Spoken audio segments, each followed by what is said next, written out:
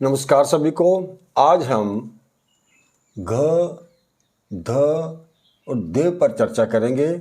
इनकी मिलती जुलती शेप के कारण बच्चे कभी कभी इनके अंतर को नहीं समझ पाते हैं और इनकी सही पहचान न होने से लिखने पढ़ने में भूल कर देते हैं।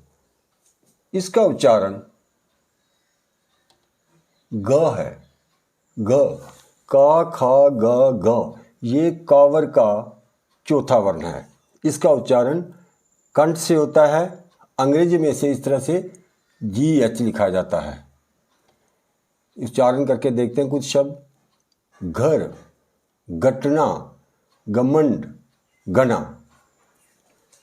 इसका उच्चारण देखें, ये द, टावर का ये त, थ, द चौथा वर्ण है। इसका उच्चारण दंतमूल से किया जाता है। इसका उच्चारण करते समय जीभ दांतों के मूल यानी जड़ से टकराती है।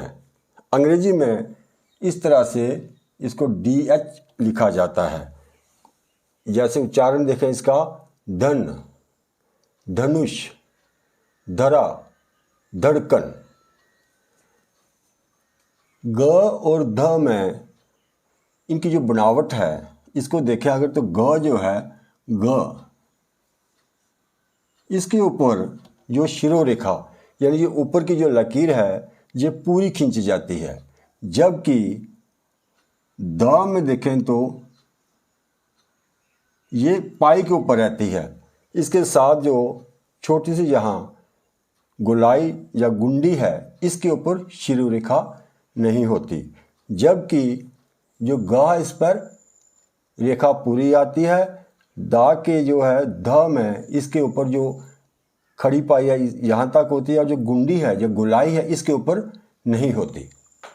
ये इनमें लिखने में जो इनकी बनावट में ये खास अंतर है इनमें। इसका उच्चारण दे है। स्वर रहित द या। इसका उच्चारण ग, ध और दे। ये वर्णमाला में नहीं लिखा होता है क्योंकि ये एक वर्ण नहीं है, ये संयुक्त अक्षर है। ये दो वर्णों के मेल से बना है। यहाँ देखें आप, स्वर रहित द यानी आधे द और या के मेल से ये बना है। इसको इस तरह से हम आधे रूप में ये संयुक्त रूप में जब लिखते हैं तो ये यहाँ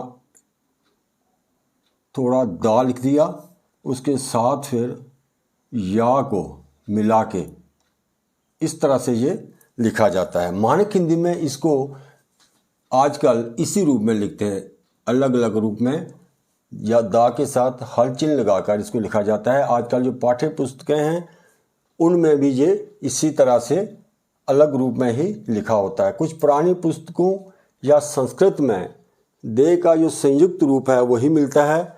यहाँ कुछ उच्चारण देखें हम इनके।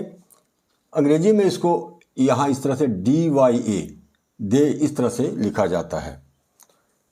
विद्या यहाँ संयुक्त रूप में है और यहाँ अलग करके लिखा गया। मानक हिंदी में आजकल यही इसी रूप में लिखा जाता है क्योंकि इसको थोड़ा सरल किया गया है। द्यूत, द या बड़े की मात्रा होता द्यूत, द्योतक, द्युति और ये इसका संयुक्त रूप हमने लिखा है। तो आशा है ये वीडियो विद्यार्थियों के लिए उपयोगी सिद्ध होगी। आज के लिए इतना ही। धन्यवाद।